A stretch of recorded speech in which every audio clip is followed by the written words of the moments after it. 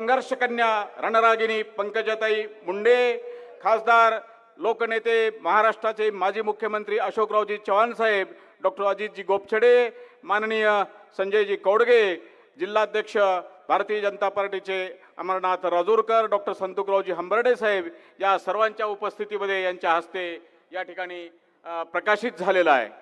यानंतर या सभेचा समारोप आणि ज्यांचे विचार ऐकण्यासाठी आपण मोठ्या आतुरतेने मोठ्या हजारोच्या संख्येने आपण या ठिकाणी उपस्थित आहात, त्या संबोधनाला आपण ज्यांना ऐकण्याची आतुरता आहे असे आपले सन्माननीय मुख्यमंत्री माननीय देवेंद्रजी फडणवीस साहेब यांना मी अशी विनंती करतो की त्यांनी आपण या विशाल जनसभेला संबोधित करावं। भारत माता की, अरे जरा जोरात आवाज। भारत माता की, छत्रपती शिवाजी महाराज की, धर्मवीर छत्रपती संभाजी महाराज की। हिंदवी स्वराज्याचे सरसंस्थापक छत्रपती शिवरायांना मानाचा मुजरा करतो। भारतीय राज्यघटनेचे शिल्पकार भारतरत्न डॉक्टर बाबासाहेब आंबेडकर यांना मानवंदना अर्पित करतो आणि या नगरपालिकेच्या प्रचार सभेमध्ये मंचावर उपस्थित असलेले आपल्या राज्याचे माजी मुख्यमंत्री आपले भूमिपुत्र माननीय अशोकराव चव्हाणजी, आमचे नेते माननीय गोपीनाथरावजी मुंडे यांचा वारसा समर्थपणे चालवणाऱ्या राज्याच्या पर्यावरण मंत्री सौ पंकजाताई मुंडे, खासदार अजितजी गोपछडे, सन्माननीय आमदार डॉक्टर तुषार राठोडजी, राजेश पवारजी, जितेश अंतापूरकरजी, डॉक्टर संतुकराव हंबर्डे, संजयजी कोडगे, अमरनाथजी राजूरकर, किशोरजी देशमुख, देवीदासजी राठोड, एकनाथजी पवार, लोह्याचे आपले नगराध्यक्ष पदाचे उमेदवार गजानन सूर्यवंशी, कंधारचे आपले उमेदवार गंगाप्रसाद यन्नावार, श्री सचिन साठे, ज्यांनी भारतीय जनता पक्षाच्या सर्व उमेदवारांना पूर्ण पाठिंबा दिला, ते शिवा संघटनेचे राज्याचे प्रमुख श्री मनोहरराव धोंडे, डॉक्टर माधव पाटील उच्चेकर, श्री कल्याण सूर्यवंशी, चित्रलेखाताई गोरे, चंद्रसेन पाटील, केरबा सावकार बिडवई, बालाजी पंडागळे, लक्ष्मणराव ठक्करवाड, विजयजी धोंडगे, माणिकराव लोहगावे, बाळूभाऊ खोमणे, मंचावर उपस्थित सर्व मान्यवर आणि या ठिकाणी उपस्थित माझ्या सर्व माता भगिनी आणि बंधूंनो, आज मला अतिशय आनंद आहे की लोहा कंधार या नगरपालिकांच्या प्रचाराच्या निमित्ताने मी आपल्यामध्ये या ठिकाणी उपस्थित आहे। कालच 26 नोव्हेंबर झाली। 26 नोव्हेंबर म्हणजे आपल्या संविधान दिन। 26 नोव्हेंबर 1949 रोजी भारताच्या संविधान सभेने भारतरत्न डॉक्टर बाबासाहेब आंबेडकरांनी जे संविधान दिलं ते स्वीकारलं, ते भारताला अर्पित केलं आणि त्यानंतर 26 जानेवारी 1950 पासनं ते संविधान आपल्याला लागू झालं।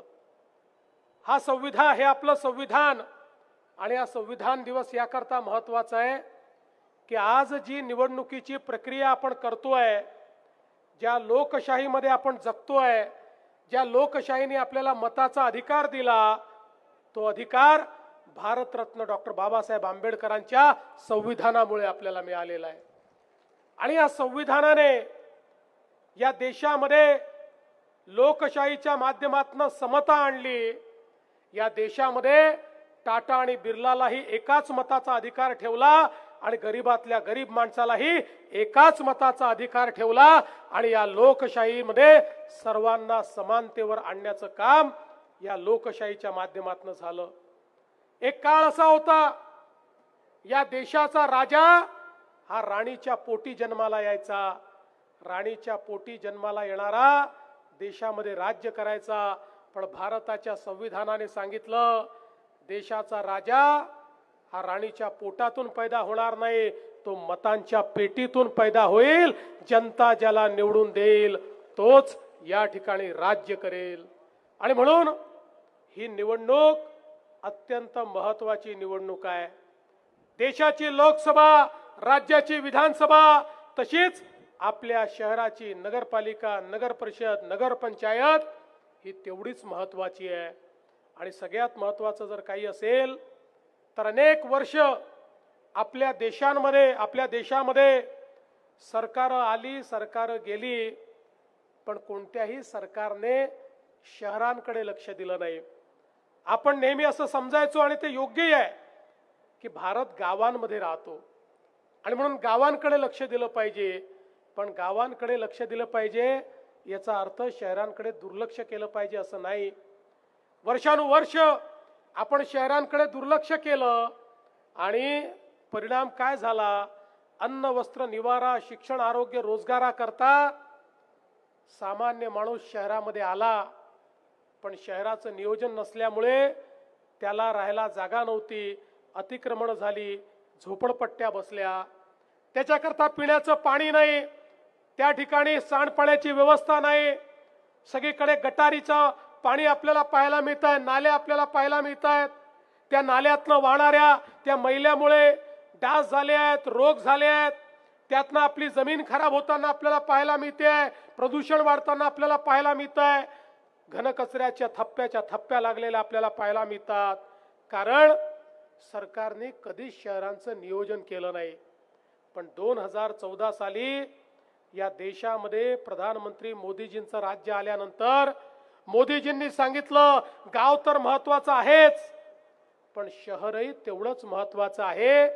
देशाचा 65% GDP हा शहरांमध्ये तयार होतो. शिक्षण, आरोग्य, रोजगार याची निर्मिती शहरांमध्ये होते. त्यामुळे लोक शहरात राहतात. त्या शहरात राहणाऱ्या लोकांना मूलभूत सोयी दिल्या पाहिजेत. ही पण सरकारचीच जबाबदारी आहे. आणि म्हणून या देशात पहिल्यांदा लाखो कोटी रुपये शहर विकासाकरता माननीय प्रधानमंत्री मोदींनी उपलब्ध करून दिले. वेगवेगळ्या योजना आणल्या. अटल अमृत सारखी योजना आणली. या अटल अमृत योजनेतनं एकट्या महाराष्ट्राला मोदीजींनी 50,000 कोटी रुपये उपलब्ध करून दिले. आज महाराष्ट्राचा विचार केला तर महाराष्ट्राची 6.5 कोटी जनता 40,000 गावांमध्ये राहते आणि तेवढीच 6.5 कोटी जनता लोहा, कंधार सारख्या 400 शहरांमध्ये राहते. या 400 शहरांमध्ये मूलभूत सोयी करणं गरजेचं आहे. आणि म्हणून मोदीजींच्या नेतृत्वामध्ये आज वेगवेगळे मिशन आपण सुरू केलेले आहेत. प्रत्येक शहरामध्ये मुबलक पिण्याचं पाणी आलं पाहिजे. त्याकरता पिण्याच्या पाण्याच्या योजना आपण तयार करतो. शेकडो कोटी रुपये त्याच्याकरता आपण देतो. प्रत्येक शहरामध्ये भुयारी गटाराची योजना असली पाहिजे. आमचा जो मैला आहे तो नालीतनं नाही भुयारी गटारातनं गेला पाहिजे आणि तो आमच्या नदी नाल्यांमध्ये, आमच्या तलावांमध्ये नाही तर त्याच्यावर प्रक्रिया झाली पाहिजे. त्यातनं खत तयार झालं पाहिजे, त्यातलं पाणी स्वच्छ झालं पाहिजे आणि फक्त स्वच्छ पाणी हे नदी नाल्यांमध्ये केलं पाहिजे. याकरता STPच्या योजना या ठिकाणी मोदीजींच्या माध्यमातून आणि आपल्या राज्य सरकारच्या माध्यमातून आम्ही सुरू केल्या. घनकचऱ्याचं व्यवस्थापन झालं पाहिजे. घनकचरा जो आहे त्याच्यावर प्रक्रिया झाली पाहिजे. त्यातनं कोळशासारखे पॅलेट तयार झाले पाहिजे. आज बघू शकता जवळजवळ 200 पेक्षा जास्त नगरपालिकांमध्ये आता घनकचऱ्यापासनं त्या ठिकाणी पॅलेट्स तयार होत आहेत. घनकचऱ्याचा निचरा आपण त्या ठिकाणी करतो. दिवाबत्तीची सोय, त्या ठिकाणी उद्यानं, खेळाची मैदानं, चांगले रस्ते, त्या ठिकाणी दवाखाने, या सगळ्या गोष्टी, चांगली शाळा, या सगळ्या गोष्टी करता केंद्र सरकार आणि राज्य सरकारने मोठ्या प्रमाणात निधी हा उपलब्ध करून दिला आणि आता आपली शहरं ही बदलायला लागली आहेत. आणि म्हणून ही निवडणूक केवळ आम्हाला एखाद्या नगरपालिकेवर भाजपचा झेंडा लावायचा आहे एवढ्यापुरतं मर्यादित नाही. एखाद्या नगरपालिकेवर आमचे नगराध्यक्ष बसवायचे आहेत एवढ्याकरता मर्यादित नाही, तर आमच्याकडे एक विकासाचं विजन आहे. एक आमच्याकडे विकासाची ब्ल्यूप्रिंट आहे. शहर कसं परिवर्तित होऊ शकतं या संदर्भातला आराखडा आहे. तो आराखडा आम्हाला लोहा कंधारमध्ये आणायचा आहे. तो आराखडा एकेका नगरपालिकेमध्ये आम्हाला आणायचा आहे आणि त्याकरता त्या ठिकाणी आपली सत्ता असणं आवश्यक आहे. कारण या आराखड्याला अनुरूप अशा प्रकारचे लोक जर या ठिकाणी राहिले तर परिवर्तन होणार आहे. तर त्या ठिकाणी आम्ही किती पैसा दिला पण तो पैसा मध्येच मुरून गेला तर त्या ठिकाणी विकास होऊ शकणार नाही. पण आमच्या विचाराची या ठिकाणी जर आमचे लोक असले तर ते योग्य प्रकारे काम करतायत की नाही आम्ही लक्ष ठेवू. आणि आमचे नगराध्यक्ष कुठे चुकले तर त्या ठिकाणी अशोकराव आहेत, मी आहे, आम्ही यांचा कान देखील धरू शकतो आणि यांना सांगू देखील शकतो की या ठिकाणी आपल्याला असं काम करता येणार नाही. जनतेने विश्वास दाखवलाय, जनतेच्या विश्वासाला आपल्याला पात्रच व्हावं लागेल. अशा प्रकारचं कार्य या ठिकाणी आपल्याला करायचं आहे. आणि म्हणून बंधू भगिनींनो, आज आपण बघा इतक्या मोठ्या प्रमाणात वेगवेगळी कामं आपल्या सरकारच्या माध्यमातून या ठिकाणी झालेली आहेत. मी त्या कामांचा आराखडा आपल्या समोर ठेवणार नाही, पण भविष्याचं स्वप्न मात्र आपल्या समोर ठेवू इच्छितो की जे भविष्य आपल्या येणाऱ्या पिढ्यांकरता एक उत्तम अशा प्रकारचं भविष्य घडवायचं आहे. मोदीजींनी सांगितलं आपल्या राज्यामध्ये देखील आता प्रत्येक शहरामध्ये आपण अतिक्रमण नियमित करणं सुरू केलेलं आहे. लोकांनी त्या ठिकाणी झोपड्या बांधल्यात, काही अतिक्रमण झाली आहेत, त्यांना त्यांच्या जागेचा मालकी हक्काचा पट्टा द्यायला आपण सुरुवात केली आहे. कारण मोदीजींनी सांगितलंय कोणीही बेघर राहू नये आणि कोणीही झोपडीत राहू नये. झोपडीमध्ये राहणारा किंवा जो बेघर असेल त्याला 2.5 लाख रुपये देऊन त्या ठिकाणी प्रधानमंत्री आवास योजनेचं घर हे देण्याचं काम नगरपालिकेच्या माध्यमातून आपण सुरू केलेलं आहे. आणि माझ्या लोहा आणि कंधारमध्ये देखील त्या ठिकाणी आमचे जे गरीब लोक राहतात त्यांचंही स्वप्नातलं स्वतःचं घर हे आपल्याला येत्या काळामध्ये करायचं आहे. बंधू भगिनींनो, आम्ही केवळ बोलबचन देणारे बोलणारे लोक नाही आहोत, आम्ही जे बोलतो ते करून दाखवणारे लोक आहोत. आपण बघा मागच्या काळामध्ये ज्यावेळी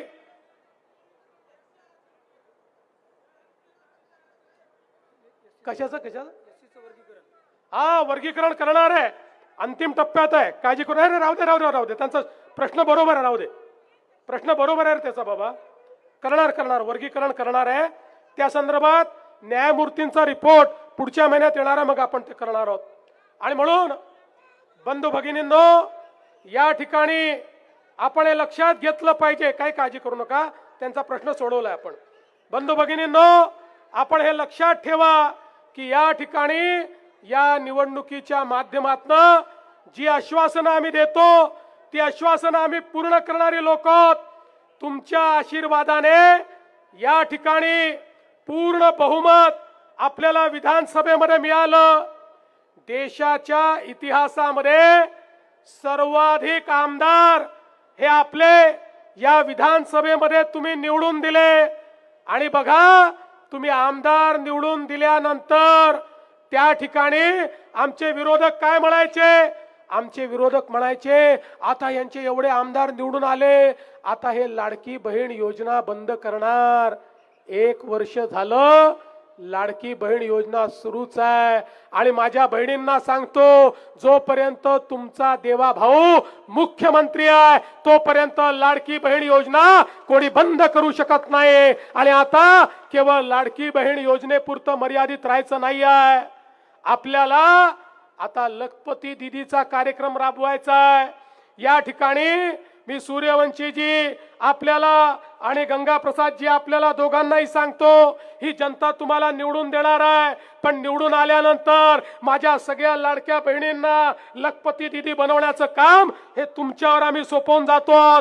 तुम्हाला त्या ठिकाणी माझ्या लाडक्या बहिणींना लखपती दीदी करायचं आहे. बंधू भगिनींनो, आपण शेतकऱ्यांना मोफत वीज देण्याचा निर्णय घेतला, तोही आज आपला चाललेला आहे. जे काही आपण निर्णय करतो त्याच्यापासून कधीच मागे आपण हटत नाही.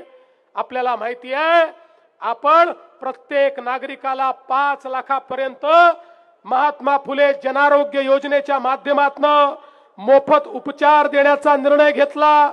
आणि हा निर्णय घेतल्यानंतर काही लोक आमच्याकडे आले, म्हणाले साहेब चांगला निर्णय आहे, 1300 आजारावर तुम्ही उपचार करताय, पण 1300 आजार पुरेसे नाही आहेत. अनेक आजार असे आहेत की जे तुमच्या यादीत नाही. त्याचं ऑपरेशन आम्हाला करावं लागलं तर लाखो रुपये आम्हाला खर्च करावे लागतात. गरीब मध्यमवर्गीयांनी ते पैसे आणायचे कुठनं? आम्ही नव्याने पूर्ण रिसर्च केला आणि रिसर्च करून आता 1300 नाही 2400 आजारांकरता तुम्हाला मोफत इलाज हा राज्य सरकारच्या माध्यमातून देण्याचा निर्णय आम्ही घेतला. आणि एवढंच नाही तर 9 आजार असे आहेत की ज्याच्याकरता 5 लाखापेक्षा जास्त त्या ठिकाणी खर्च येतो. अशा 9 आजारांकरता 15 लाख 20 लाख 35 लाखापर्यंतचा खर्च हा राज्याच्या सरकारने करायचा आम्ही ठरवलं. कुठलाही आमचा गरीब हा त्या ठिकाणी उपचाराविना राहणार नाही हा आमचा प्रयत्न आहे. आणि म्हणूनच आज जनसमर्थन मिळत आहे या नांदेड जिल्ह्यामध्ये. मग त्या ठिकाणी मुखेड सारखं आमचं शहर आहे. आज आमचे आमदार डॉक्टर राठोड या ठिकाणी आहेत. मुखेड शहराचा हद्दवाढीचा प्रस्ताव आहे. नगरपालिकेच्या निवडणुकीनंतर डॉक्टर तुषार राठोड काळजी करू नका, तुमचा हद्दवाढीचा प्रश्न असो, 108 कोटीचा भूमिगत गटार योजनेचा प्रश्न असो, तुमचा MIDC चा प्रश्न असो, हे सगळे प्रश्न सोडवण्याची जबाबदारी या देवाभाऊची आहे. ती निश्चितपणे आपण सोडवून देणार आहे. आणि राजेश पवारजी तुम्ही पण काळजी करू नका. धर्माबाद आणि उमरीमध्ये तुम्हाला जे जे आवश्यक आहे ते देण्याचं काम या राज्य सरकारच्या माध्यमातून सगळा विकास करण्याचं काम हे आपण करू. आणि आज मी आपल्या लोहा आणि कंधारच्या या संपूर्ण जनतेला या ठिकाणी विनंती करतो. लोह्यामध्ये गजानन सूर्यवंशीजी आणि कंधारला गंगाप्रसाद यन्नावारजी यांना तुम्ही निवडून द्या. 2 तारखेला कमळाचं बटन दाबून कमळाची चिंता तुम्ही करा. पुढचे 5 वर्ष तुमची चिंता आम्ही करू हा विश्वास तुम्हाला देतो. आणि माझं बोलणं संपवतो. धन्यवाद. जय हिंद, जय महाराष्ट्र.